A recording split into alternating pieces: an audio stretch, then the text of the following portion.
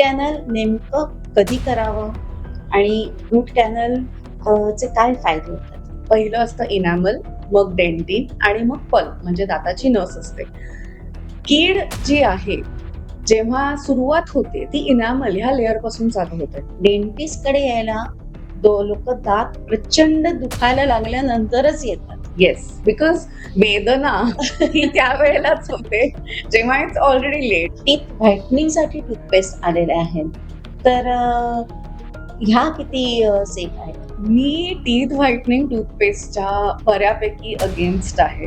लहान मुलांच्या हॅबिट्स मध्ये चॉकलेट तर सगळ्यांना माहिती आहे. काय त्यांनी हॅबिट्स बिल्ड करण्यापासून त्यांना रोखलं पाहिजे किंवा काय धोकादायक असतं? थोडंसं डिफिकल्ट आहे, पण मग limiting it. Frequency is more important than quantity at time. नवीन ट्रीटमेंटमध्ये स्माइल डिझाईन हा प्रकार आहे. हा प्रकार काय आहे आणि तो फक्त सेलिब्रिटींसाठीच किंवा त्यांच्यासाठीच आहे की सामान्य लोकांना ही तो परवडणार आहे आणि त्यांच्यासाठी तो उपयोगी येणार?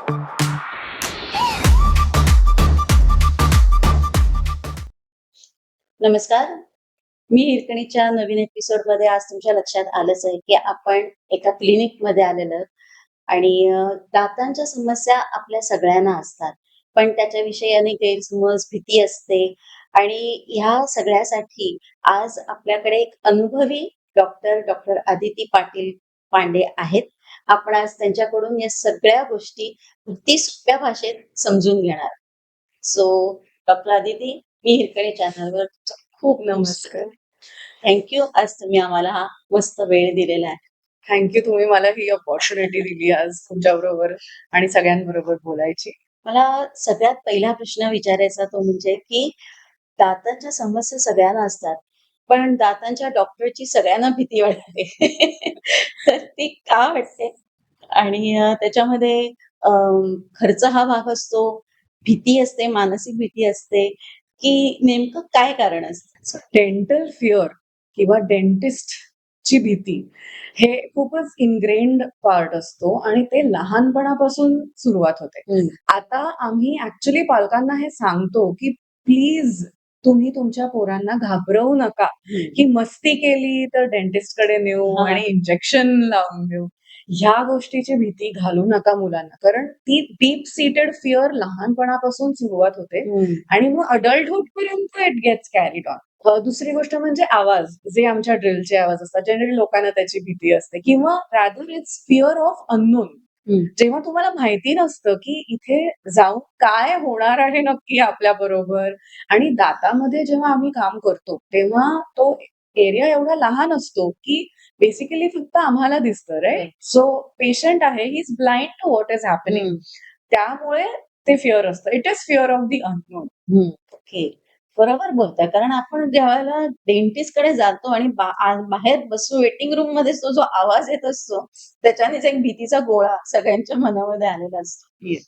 की तर डेंटिस्ट मध्ये आता आपण पहिल्या रूट कॅनल हा सर्वांना आता माहिती झालेला विषय आहे. पण रूट कॅनल नेमकं कधी करावं आणि रूट कॅनल चे काय फायदे होतात? राईट. सो दाताचे 3 आवरणं असतात, 3 लेयर्स. पहिलं असतं इनॅमल, मग डेंटिन आणि मग पल्प म्हणजे दाताची नस असते. कीड जी आहे, जेव्हा सुरुवात होते ती इनॅमल ह्या लेयर पासून चालू होते. तर इनॅमल वरून ती कीड डेंटिनला जाते आणि मग जेव्हा ती अजून खोलवर जाऊन आपल्या दाताच्या नसेपर्यंत पोहोचते, तेव्हा दुखणं सुरू होतं. खूप जास्त प्रमाणात ठणका लागू शकतो दातामध्ये आणि त्यावेळेला रूट कनाल ट्रीटमेंट म्हणजेच आपण ही जी इन्फेक्टेड नस आहे ती क्लीन करून त्याच्यामध्ये औषधी न्यूट्रल अशी नस भरतो आणि त्याला सील करून टाकतो. आता मोठा प्रश्न असतो की मला कीड का झाली? मी दिवसातनं 2 ब्रश करतो किंवा करते. सो कीड जी आहे ते आपण जेव्हा जेवतो, दातामध्ये क्रिव्हायसेस असतात. म्हणजे असं माउंटन सारखं व्हॅली आणि माउंटन सारखे शेप असतो आपल्या दाताचा. कधीही जेव्हा दाताच्या ग्रूव्हमध्ये अन्न अडकलं आणि ते ब्रशनी आपल्या क्लीन नसेल होत किंवा चूळ भरून नुसतं ते नाही क्लीन झालं, तर ते अन्न तिथे अडकलेलं आहे. आपलं ओरल कॅव्हिटी ही एक नॅचरल बॅक्टेरियासाठी एक होम आहेच. बरं, त्याच्यात बॅक्टेरिया गरजेचे सुद्धा आहेत, कारण those bacteria help to break down किंवा digest our food. First step of digestion always starts in the mouth. So ते जरी गरजेचे असले तरी हे जे अन्न अडकतं तिथे मग ते bacteria start using that food and releasing acids. हे जे ऍसिड रिलीज होतं ते आपल्या इनॅमल, जो एकदम स्ट्रॉंग, सगळ्यात strong part of the body is your enamel, त्या इनॅमलला ते ऍसिड्स डिमिनरलाइज म्हणजे इरोड करायला लागतात. आणि अशा रीतीने ती कॅव्हिटी सुरू होते. एकदा कॅव्हिटी सुरू झाली की तिकडे सॉफ्ट इनॅमल असतं, तिथे अजून बॅक्टेरियल कॉलनीज होतं. सो असं जेव्हा मी म्हणते की layer to layer cavity deep होते, म्हणजे काय तर म्हणजे ते bacteria starts demineralizing the tooth from the top layer below.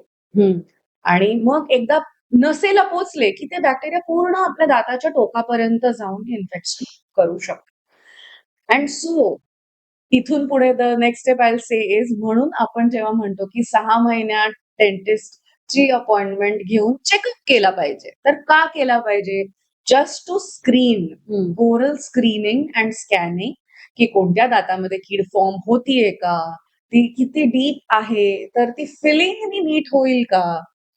Because feeling म्हणजे इनॅमल आणि डेंटिन पर्यंत जोपर्यंत कीड आहे तोपर्यंत दात आपला ऍज दुखत नाही, स्पेशली इनॅमल मध्ये असताना. डेंटिनच्या खालच्या लेअरला गेल्यावर आपल्याला सेन्सिटिव्हिटी, अन्न अडकणं हे सुरू होतं. सो इनॅमल मध्ये असताना आपल्याला कळतच नाही. जर ते त्या स्टेजलाच आपण पकडलं तर फिलिंगनी आपला दात वाचू शकतो, आपल्याला पुढे ट्रीटमेंट करायची ही गरज नाही अजून एक्स्ट्रा.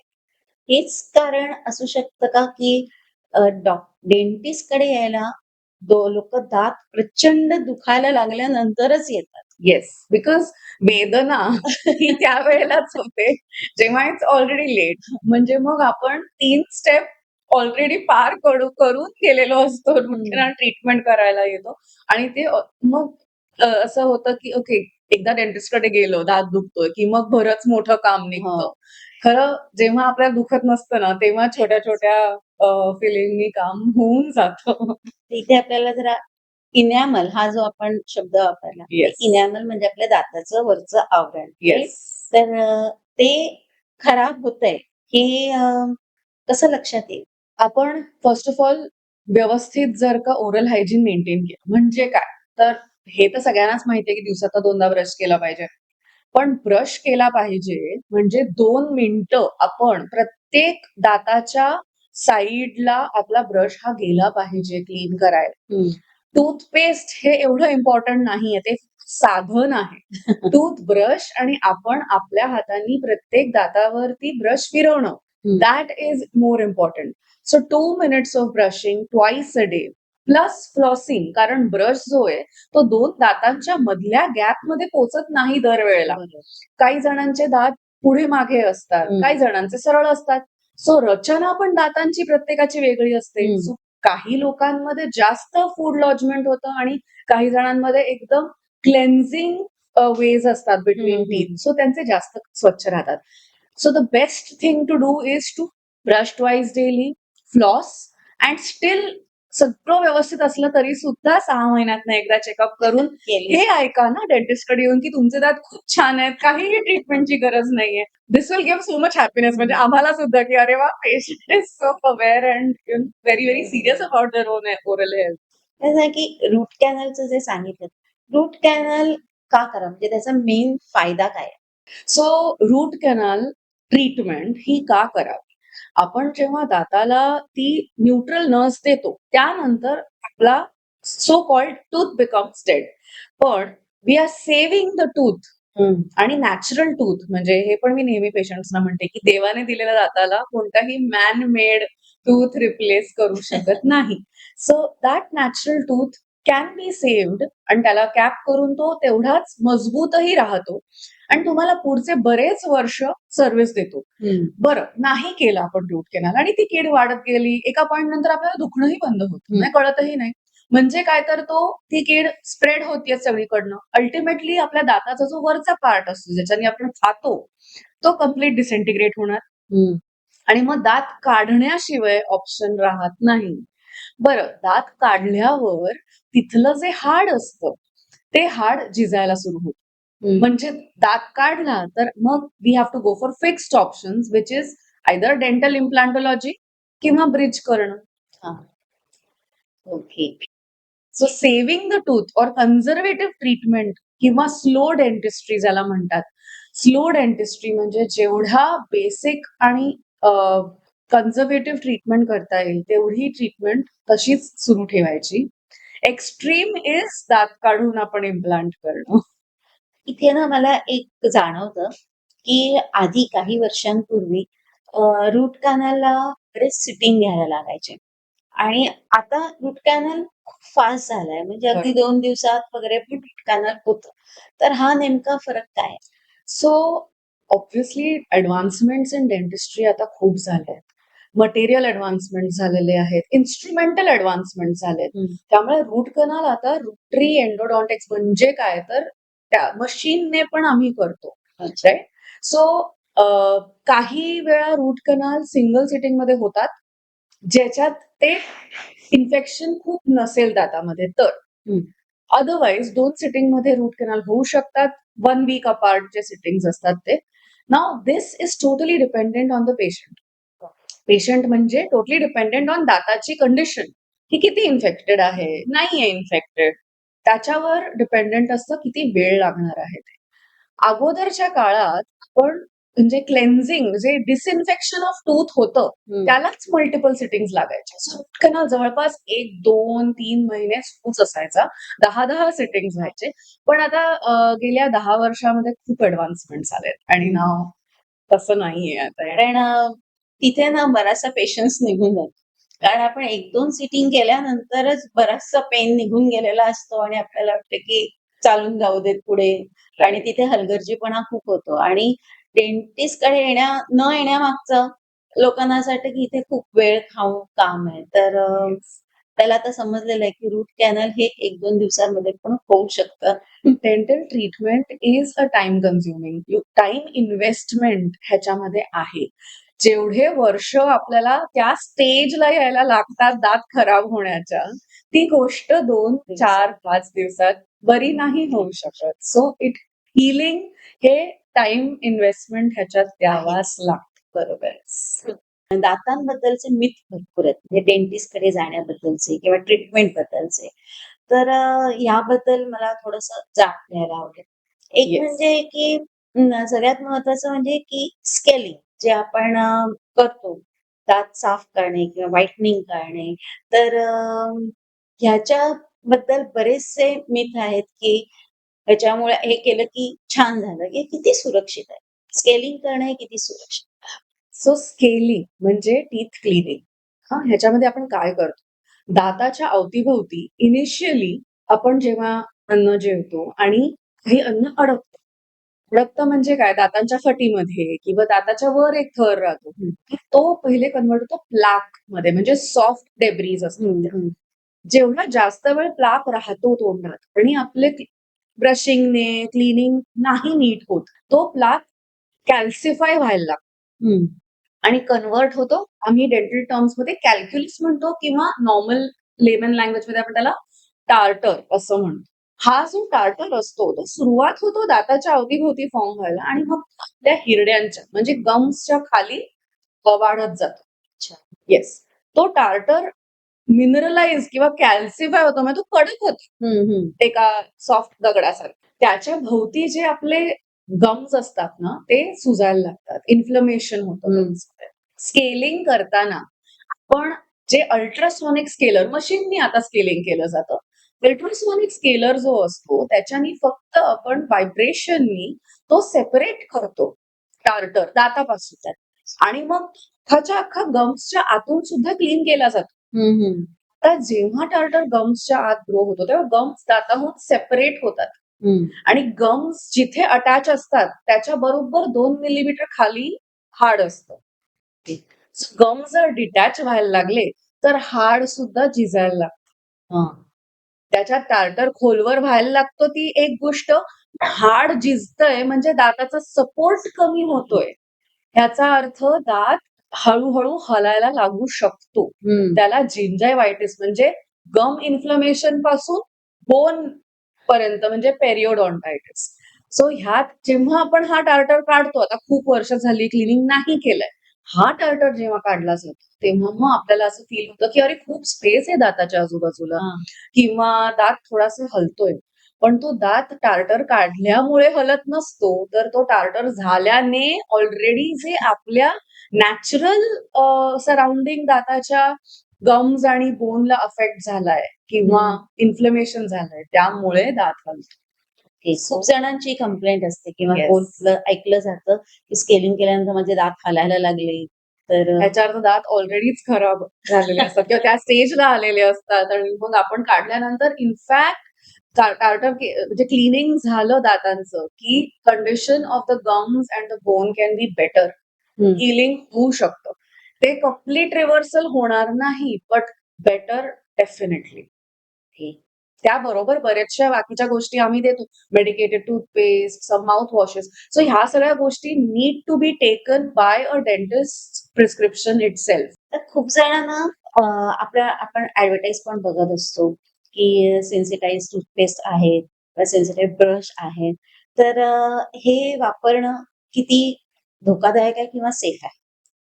सो धोकादायक मी असं नाही म्हणणार, पण डेंटिस्टच्या प्रिस्क्रिप्शनने अँटी सेन्सिटिव्हिटी टूथपेस्ट वापरणं ऑलवेज सेफ.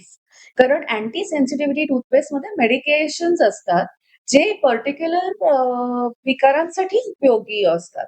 तर ते आम्ही बघून किंवा डायग्नोज करून मग जेव्हा देतो, तेव्हा पेशंटनी वापरलेलं any time better.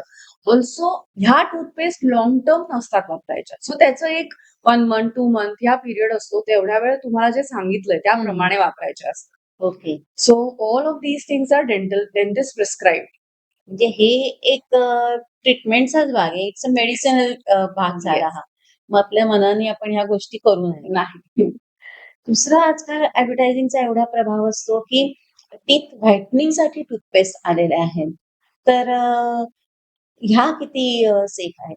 Okay. So मी टीथ व्हाईटनिंग टूथपेस्टच्या बऱ्यापैकी अगेन्स्ट आहे.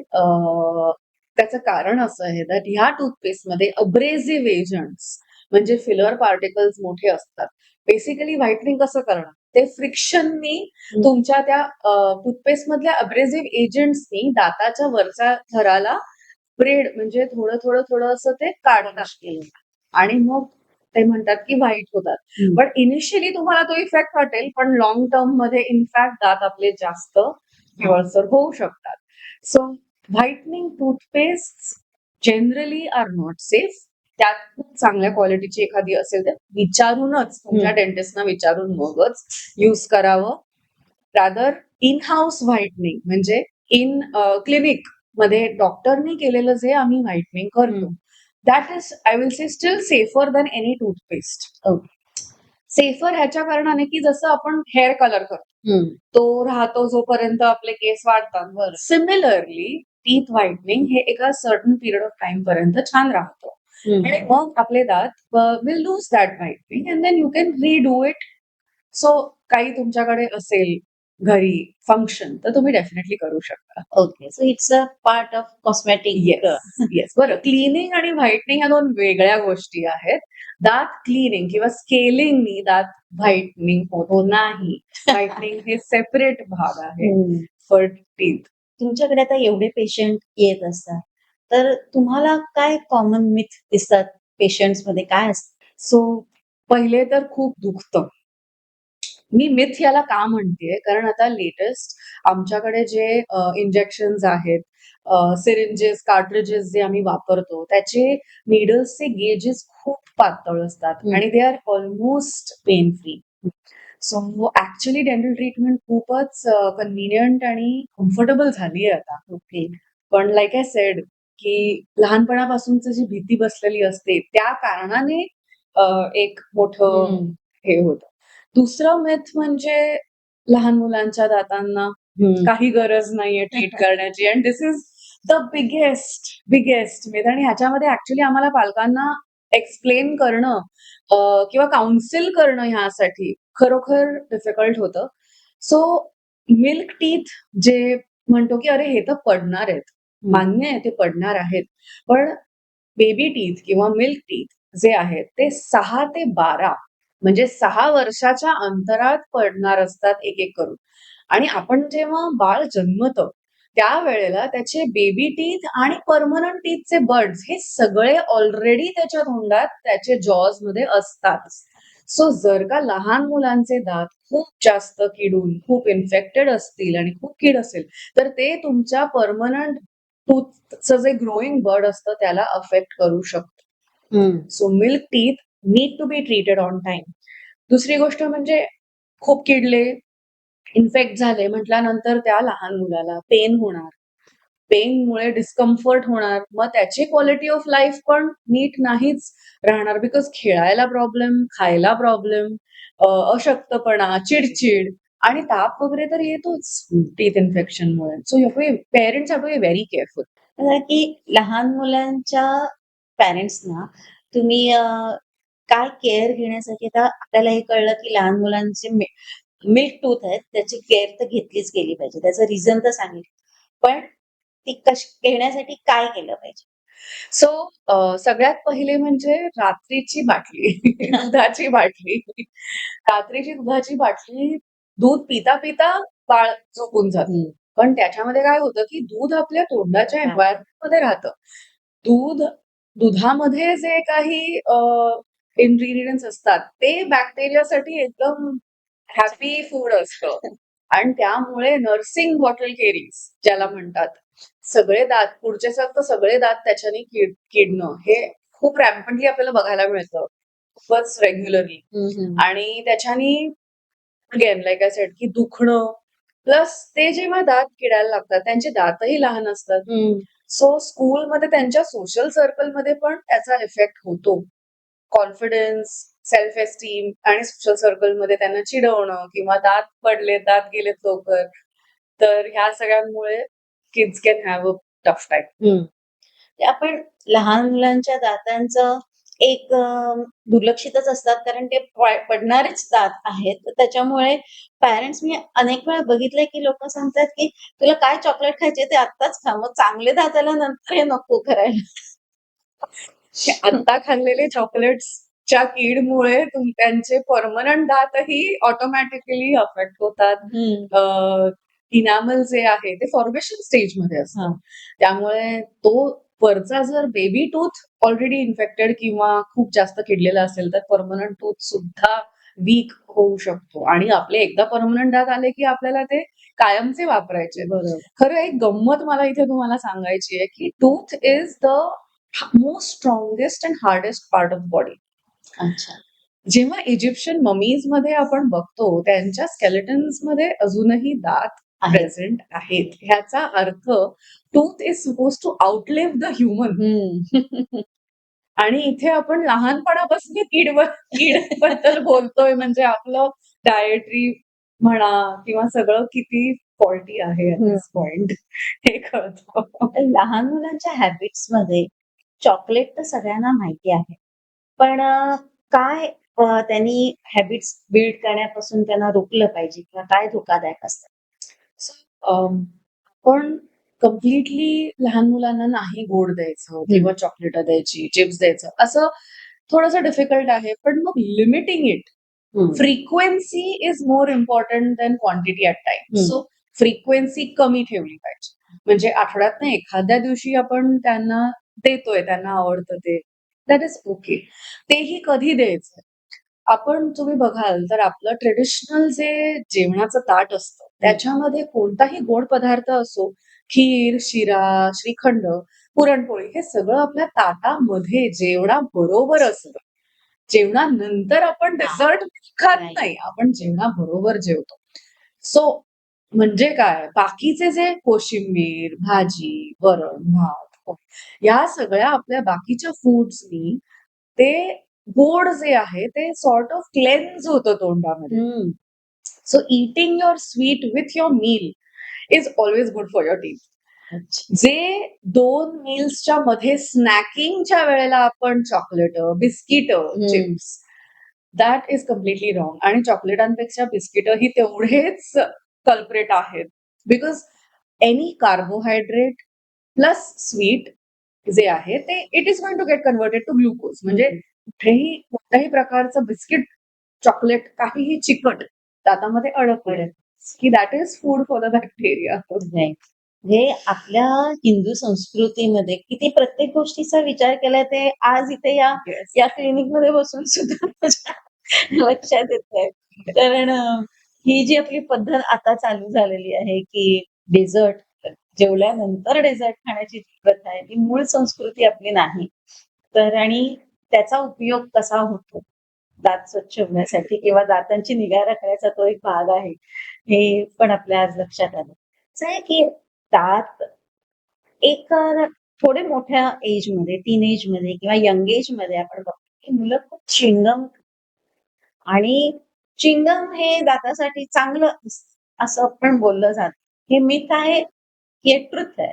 च्युइंगम चावणं हे लेट्स से 5 मिनिटं 10 minutes is okay. Okay. Sugar free मध्ये ज्या केमिकल्स असतात ते जनरली सुद्धा आपल्या बॉडीसाठी चांगले नसतात. Once in a while is fine, पण कंटिन्युअसली च्युइंगम चावणं त्याच्याने जे एरिथ्रिटॉल किंवा ऍस्पर्टेम हे जे केमिकल्स असतात they are not good for your body.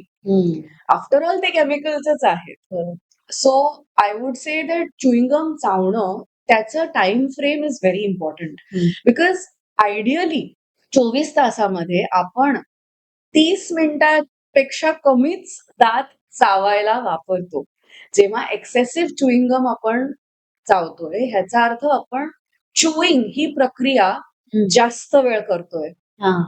आणि ती किती वेळ करतोय दॅट इज इम्पॉर्टंट. बिकॉज 30 मिनिट्सच्या वर आपण जेवढे जास्त च्युइंग करतो that is then similar to clenching. म्हणजे आपण मसल्स ना एक्स्ट्रा काम करायला लावतोय आपल्या ओरल मसल्स मॅस्टिकेटरी म्हणजे च्युइंग मसल्स. त्यामुळे मसल फटीग, मसल स्पॅझम्स शकतात. Excessive anything in excessive is not. ह्या सगळ्यातून आपल्याला आता ह्या च्युइंगमवरून लक्षात आलं की जॉ पेन हा एक गोष्ट आहे. च्युइंगम खाणाऱ्यांनाच होते असं नाही, जनरली पण होते. जॉ पेनच्या मागे कारण हे डेंटल म्हणजे दातांच्या कमकुवतपणा हाच असतं की काय असू शकतं तुमच्या मते? सो जॉ पेन हे दातांमुळे होतंय. This is half a myth. Okay. म्हणजे आम्ही सुद्धा पोस्ट ग्रॅज्युएशनच्या वेळेला म्हणजे मी मास्टर्स करत असताना आमचे जे 1960s चे रिसर्च पेपर्स आहेत त्याच्यात हे म्हटलेलं आहे की आपल्या दाताच्या चरण किंवा खाण्यामुळे किंवा चावण्यामुळेच तुमचे जॉ पेन होतं. अच्छा. बट आता गेल्या 10 वर्षाच्या रिसर्च मध्ये ते ऍक्च्युली निगेट केलेलं आहे. सो येस, आपण एक्स्ट्रा क्लेंचिंग किंवा नाईट ग्राइंडिंग किंवा ब्रक्सिझम ज्याला म्हणतात, नाईट ग्राइंडिंग ला सायंटिफिक टर्म्स मध्ये ब्रक्सिझम असं म्हणतात. सो क्लेंचिंग म्हणजे आपण स्ट्रेसमध्ये काम करतोय तेव्हा आपण दात अगदी चावतात किंवा स्पोर्ट्समन खेळताना कायम दात असे चावत असतात. सो ह्या क्लेंचिंग ह्या प्रक्रियेमुळे जॉ पेन होऊ शकतो. आता जॉ पेन म्हणजे तुमचा जॉ ऍज इन बोन हा दुखत नसताना तुमचे मसल्स म्हणजेच मॅस्टिकेटरी मसल्स, दाताचे मसल्स, चावण्याचे मसल्स हे तुमचे स्पॅझम मध्ये जाऊन किंवा हायपरट्रोफी किंवा इन्फ्लेमेशन होऊन दुखत असतं. Jaw pain can be categorized into joint pain और मसल पेन. अच्छा. So that needs to be diagnosed की तुम्हाला एक्झॅक्टली काय होतं.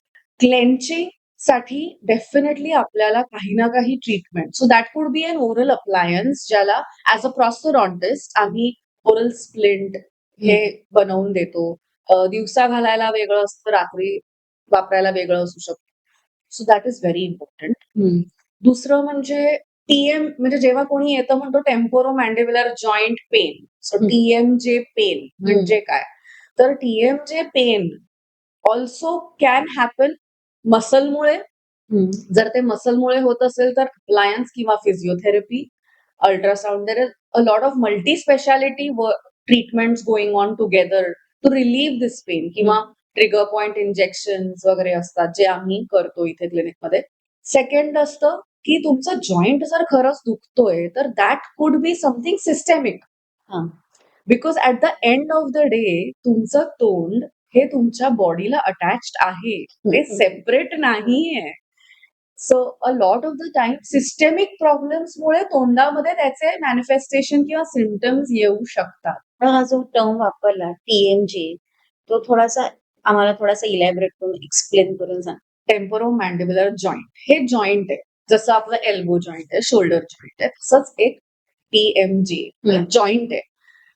TMJ पेन किंवा TMJ डिसऑर्डर म्हणजे काय, तर तिथे दुखणं.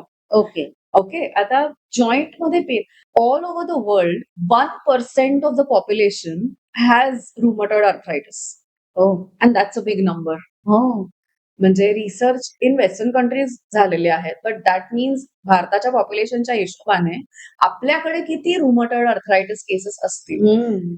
रुमॅटॉइड आर्थरायटिस मध्ये बाकीचे जॉईंट जसे दुखतात तसं TMJ पण दुखतच. So your TMJ pain might actually be something बिगर.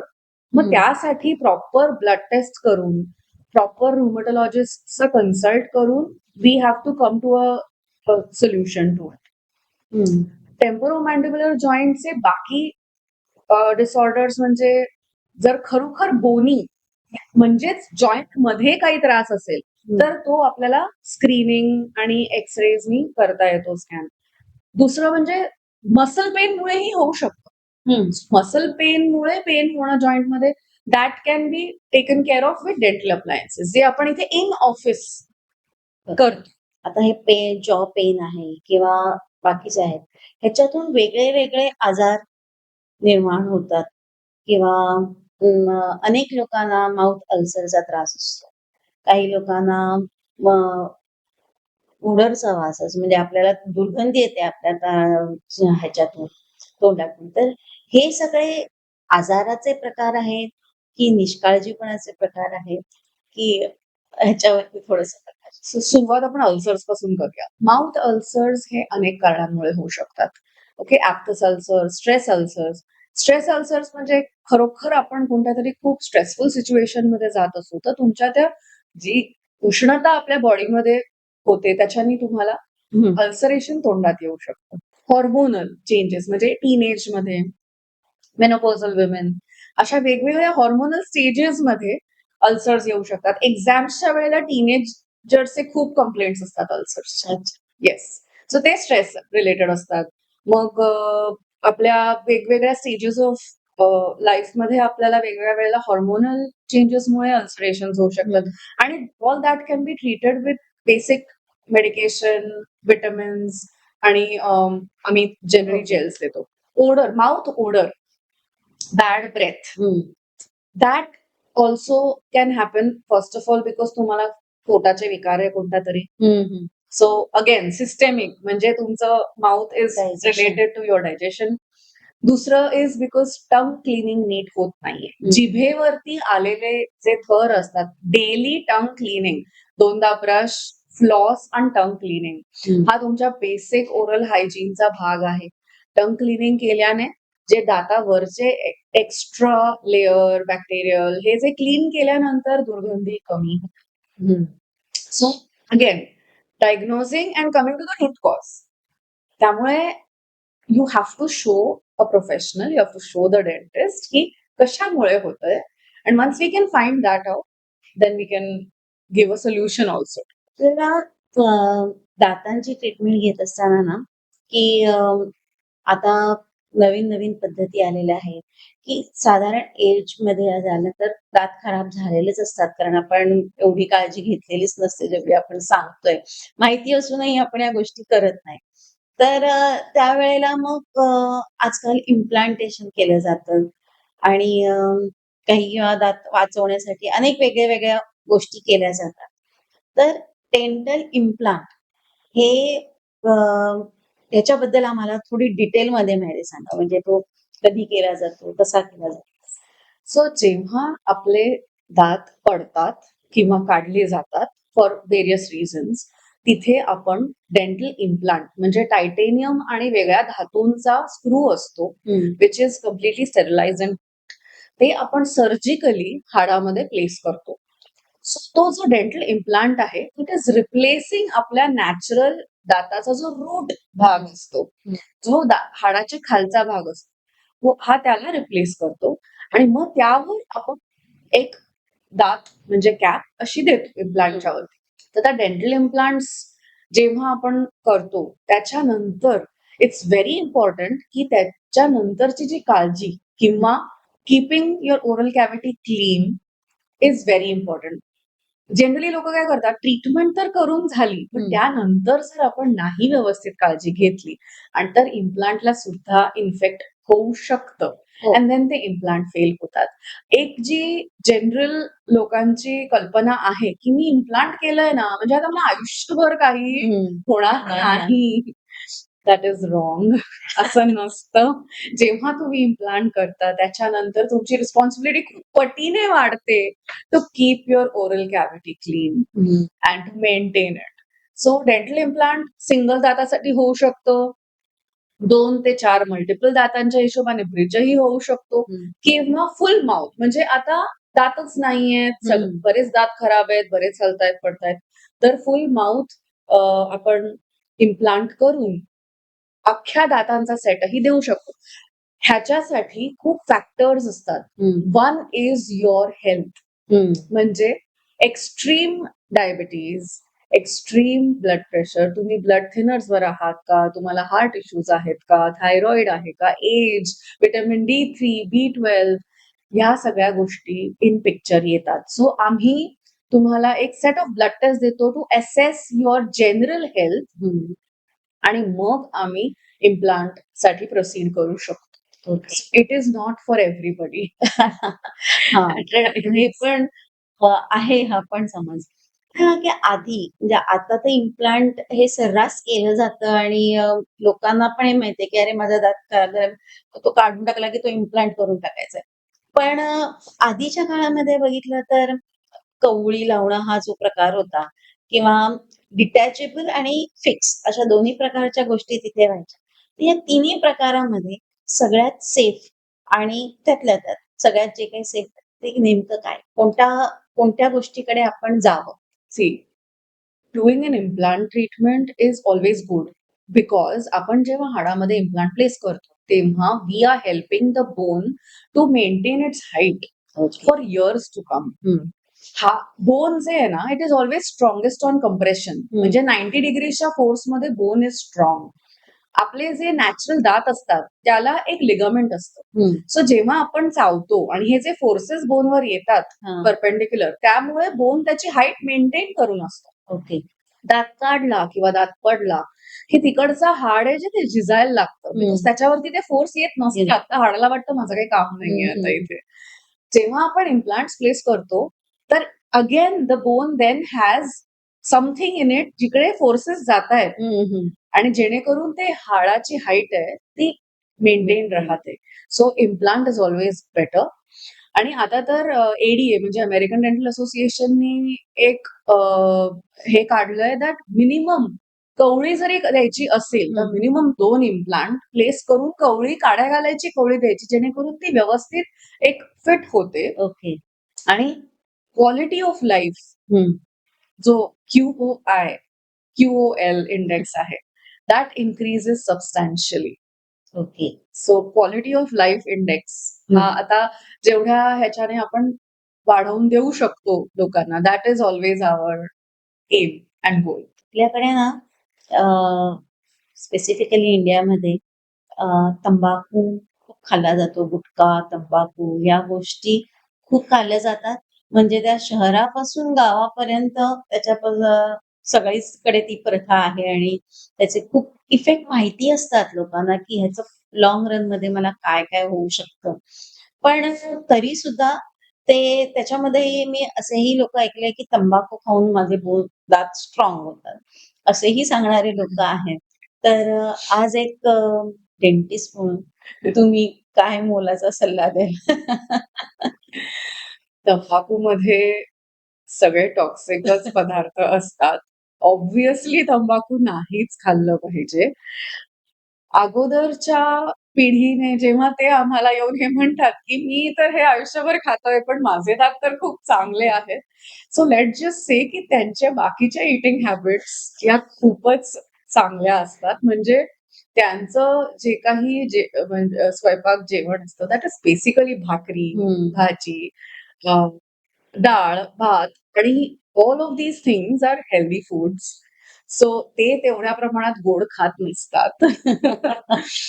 पण at the same time eventually तंबाखू खाल्ल्याने गम्समध्ये लिजन्स होणं हं. किंवा कॅन्सरची प्रक्रिया सुरुवात होणं, हे मात्र डेफिनेटली होतं.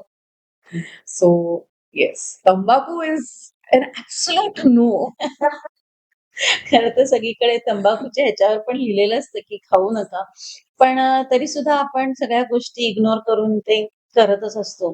अ, तर आज एक डेंटिस्टकडून आपल्याला एक सल्ला मिळालेला डायरेक्ट गाईडन्स. तर ह्या गोष्टीचा जरूर विचार केला पाहिजे. ह्याच्या पुढे जाऊन मला असं विचारायला लागतं, की दातांमुळे आपण स्माईल जे आपल्या चेहऱ्यावरती आहे, ते दातांमुळेच छान दिसतं. म्हणजे जसे लहान बाळाचंही स्माईल छानच दिसतं ज्यांना दात नसतात ते. पण एका वयात आल्यानंतर मात्र आपण स्माईल हे आयडेंटिफाय विथ द टीथ असं ते होऊन जातं. तर स्माईलमुळे आपला कॉन्फिडन्स किती वाढतो आणि तो किती डायरेक्ट रिलेशन आहे त्याचं? असं एक म्हण आहे, "invest in your smile, it increases your face value." म्हणजे काय? तर any time you have a warm smile हं. आणि गुड टीथ. परफेक्ट असं काही नसतं. Good teeth, healthy teeth, healthy gums. So your smile adds that extra confidence, self esteem वाढणं, हे सगळं आपल्या दातांमुळे आता if you can you imagine की तुमचा एक दात पुढचे पडलाय आणि तुम्ही आज माझ्याबरोबर पॉडकास्ट करताय. नाही ना, इट्स अनइमॅजिनेबल. बरोबर. So smile is the most important thing. पण अनेक वेळेला ना आपला दात खराब असेल तर स्माईल रोखलं जातं. चेहरा पूर्णपणे आपण न बोलता म्हणजे दात न दाखवता बोललं जातं वगैरे अशा अ, गोष्टी घडतात. तुमच्याकडे अशा मला केसेस सांगा ना, की अ, अ, त्याच्यामुळे त्या व्यक्तीला पर्सनॅलिटी वाईज हेल्प झाली किंवा अशा काही इंटरेस्टिंग गोष्टी? येस. सो माझ्याकडे ॲक्चुअली एक टीचर आल्या होत्या आणि त्यांचे पुढचेच दात किडलेले. बरं, असं बघायला गेलं तर मला तरी वाटेल की नाही दात तर सगळे आहेत. पण हळू ती कीड जी आहे ना, that started making the teeth smaller आणि गॅप्स व्हायला लागल्या. हं. त्या गॅप्सनी शी वॉज व्हेरी अनकम्फर्टेबल. हं. आणि त्या येऊन म्हणायच्या, की "हे काही चांगलं दिसत नाही. मला I don't feel confident enough about it." So जेव्हा आम्ही त्यांच्या टूथच्या कलरचं मटेरियल म्हणजे कॉम्पोझिट्स आम्ही वापरून फिलिंग करून कंप्लीट एक स्माईल डिझाइन करून दिलं हं, त्यांना. हं. After that she was so happy because you can go anywhere आणि बरोबर. बी शिकवताना तुम्ही जे कोणी फ्रंट ऑफ द कॅमेरा आहेत, शिकवतायत, anybody in a people's profession, हं. कॉर्पोरेट्स असो किंवा इव्हन बिझनेस असो कोणाचा छोटा, जो प्रत्येक जण जेव्हा समोर एका क्लायंट बरोबर बसून बोलतंय, तेव्हा तुम्ही तुमच्या चेहऱ्याबरोबर तुमच्या दातांकडे लक्ष असतंच. बरोबर. So smile is not just for show. It's it defines your personality because it shows की तुम्ही डिसिप्लिन्ड आहात. हं. दात खराब आहेत, किडलेत, तुटलेत, पडलेत, हे जर समोरच्या माणसाला दिसतंय, ह्याचा अर्थ तुम्ही डिसिप्लिन्ड किंवा डिलिजंट नाही आहात तुमच्या ओरल हेल्थला घेऊन, तुमच्या स्वतःच्या हेल्थला घेऊन किंवा तुम्ही निष्काळजीपणा करताय. सो जर तुम्ही स्वतःवर निष्काळजीपणा आहे, तर तुमच्या कामामध्ये सुद्धा कदाचित उतरेलच. So it defines your discipline असं मला जनरली वाटतं. येस. हो. स्माईल एक खूप इम्पोर्टंट आहे आणि आपल्या सगळ्या दातांच्या डेंटलच्या केअरवरती किंवा कुठेही आपण ॲड बघतो डेंटिस्टची, तिथे आपल्याला स्माईलच दाखवलेलं असतं. आजकाल नवीन ट्रीटमेंटमध्ये स्माईल डिझाइन हा प्रकार आहे. हा प्रकार काय आहे? आणि तो फक्त सेलिब्रिटींसाठीच किंवा त्यांच्यासाठीच आहे, की सामान्य लोकांना की तो परवडणार आहे आणि त्यांच्यासाठी तो उपयोगी येणार. सो स्माइल डिझायनिंग ह्याच्यामध्ये मल्टिपल ट्रीटमेंट्स येतात. ओके. जर दात पडला असेल नसेल तर मग तिथे इम्प्लांट एक देऊन एक तो सिंगल दात बसवणं हेही स्माइल डिझायनिंग मध्ये येतं, ज्याला लेटेस्ट विनियर्स किंवा लॅमिनेट्स असं आपण म्हणतो, विच इज आपल्या ओरिजिनल दातांना अगदी 0.3 to 0.5 मिलीमीटर्सच आपल्याला शेप करून कमी न करता इनॅमल लेअरला शेप करून आपण वरती लॅमिनेट लावतो. जसं फर्निचरला वर लॅमिनेट लावलं जातं तसंच आपण टीथला वरती विनियर्स किंवा लॅमिनेट्स लावतो, ज्याच्याने आपण कम्प्लिटली तुमच्या दातांचा रंग, शेप, साईज, ओके. रचना ही बदलू शकतो. रिसेंटली मी एक माझ्या फ्रेंड कडूनच ऐकलं, की त्याचं खूप स्नोरिंग व्हायचं आणि त्याला डॉक्टरनी सल्ला दिला, की तुम्ही डेंटिस्टचा एक सल्ला घ्या. तर स्नोरिंग आणि डेंटिस्ट याचा काय संबंध आहे का? किंवा स्नोरिंगसाठी आम्ही एक ओरल डेंटल डिव्हाइस बनवू शकतो, जे वी प्लेस इट म्हणजे रात्री झोपताना the patient will place it on the teeth inside the mouth. That helps to reduce snoring. It is an anti snoring device जे डेंटिस्ट क्लिनिकमध्ये बनवून देतात, म्हणजे माप घेऊन ऑब्व्हियसली लॅब्स बनवतात and we can give it to we can monitor it. Having said that, स्नोरिंगचे reasons दोन वेगवेगळे असू शकतात. वन ऑफ देम बिईंग की ओके ब्लॉकेजेस आहेत नोजमध्ये कारण सर्दी और व्हॉटएव्हर खूप दमणूक आहे, but the other part is also sleep निया, जे आता म्हणजे त्याचा अवेअरनेस वाढतंय दॅट स्लीप ऍपनिया काय आहे, स्लीप ऍपनियामुळे काय होऊ शकतं. So sleep apnea happens because of blockage of airway. म्हणजे आडवे पडताना झोपताना आपली जी जीभ असते ती आपल्या एअरवेला ब्लॉक करते, त्यामुळे श्वास रोखला जातो मध्ये. आणि जर कोणाला असं रात्री मध्ये मध्ये जाग येते, अशी श्वास घेण्यासाठी जाग येते की अरे खूप श्वास रोखलाय आणि जाग येते, तर that person needs to be diagnosed for sleep apnea. बरं, स्लीप ऍपनियाचे डायग्नोसिस आहेत ते स्लीप फिजिशियन्स आणि पल्मनॉलॉजिस्ट हे करतात. मात्र आम्ही रेफर डेफिनेटली करतो आणि स्लीप ऍपनियासाठी सुद्धा डेंटल ओरल डिव्हाइस आहे जे आपण बनवू शकतो. त्याच्यात ग्रेडेशन्स असतात. सो किती सिव्हिअर आहे किंवा कमी सिव्हिअर आहे त्याप्रमाणे आयदर मशीन वापरलं जातं फॉर दॅम ऑर अप्लायन्स बनवू शकतो. अप्लायन्सचा ऍडव्हान्टेज आहे की आपली मोबिलिटी, मुवमेंट, झोपताना comfort is always better. So it is multi speciality treatment approach, जिकडे आपण बरेचसे वेगवेगळे स्पेशलिस्ट एकत्र येऊन हे स्लीप ऍपनियाला ट्रीट करता येतं.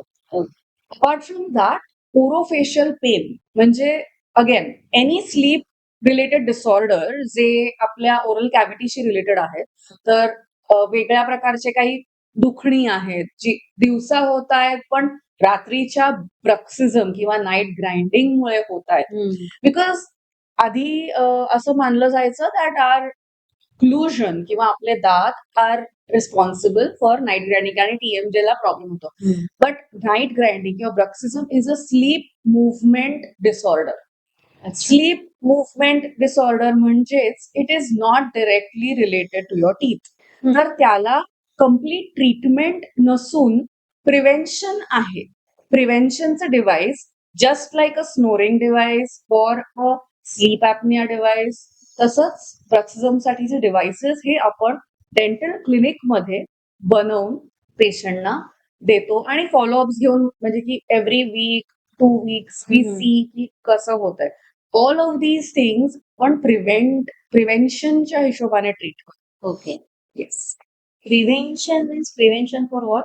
प्रिव्हेन्शन म्हणजे प्रोटेक्शन ऑफ युअर टीथ, कारण ग्राइंडिंगमुळे दाताचं इनॅमलचं लेअर घासून जातो. So we are preventing further damage of teeth. Okay. दातांचं संरक्षणासाठी आपण दातांचं संरक्षण आणि मसल्सना जास्त तणाव न येणे यासाठी आपण हे डिव्हाइसेस यूज करतो. But we are not treating bruxism. Okay. आलं लक्षात.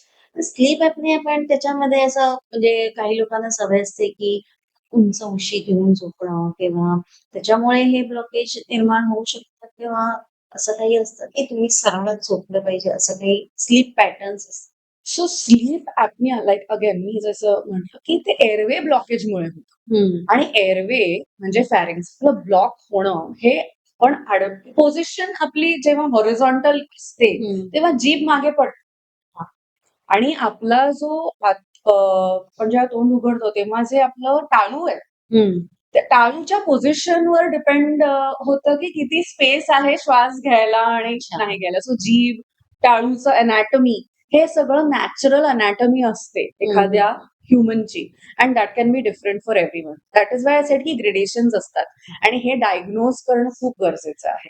सो स्लीप स्टडीज असतात, जिथे स्लीप फिजिशियन्स घरी किंवा कोणत्या सेटअपमध्ये एक ओव्हरनाईट स्लीप स्टडी होते आणि त्याच्यानंतर डायग्नोज होतं. So once they diagnose hmm. And then they can refer back to us prosthodontist or sleep apnea जे ट्रीट करतात अशा डेंटिस्टकडे for further devices. Hmm. So that's how it works. म्हणजे एक तर गोष्ट लक्षात येते, की जी छोटी-मोठी गोष्ट तुम्ही इग्नोर नाहीच केली पाहिजे. म्हणजे झोपेत त्रास होतोय, श्वास घ्यायला त्रास होतोय, तर त्याच्याने पण तुमचं पुढे जाऊन दाताची ट्रीटमेंट्सची वेळ येऊ शकते. स्नोरिंग हे आज अनेक लोकांना माझ्या मते तरी नव्याने समजलं असेल, की घोरणं हे नॅचरल पण दिसलं तरी त्याचाही त्रास आपल्या डेंटिल म्हणजे दातांच्या ह्याच्यावरती, मसल्सवरती आणि ह्या सगळ्यावरती होतो. तर वेळीच ट्रीटमेंट घेतलं आणि मुख्य म्हणजे त्याच्यासाठी आपल्याकडे टूल्स आहेत आता, की तर ती जरूर त्याचा विचार केला गेला पाहिजे. फुल माउथ रिहॅबिलिटेशन हे खूप महत्वाचं आहे. तर ह्याच्यावरती आम्हाला डिटेलमध्ये एक्सप्लेन करायचं. फुल माउथ रिहॅबिलिटेशन हा टर्म खूपच वास्ट आहे. सो त्याच्यात every treatment under the sun which is dental related hmm. Comes under full mouth rehabilitation. म्हणजे आता जसं मी म्हटलं की दात खूप घासले गेलेत, हं. पण दात आहेत व्यवस्थित. हां.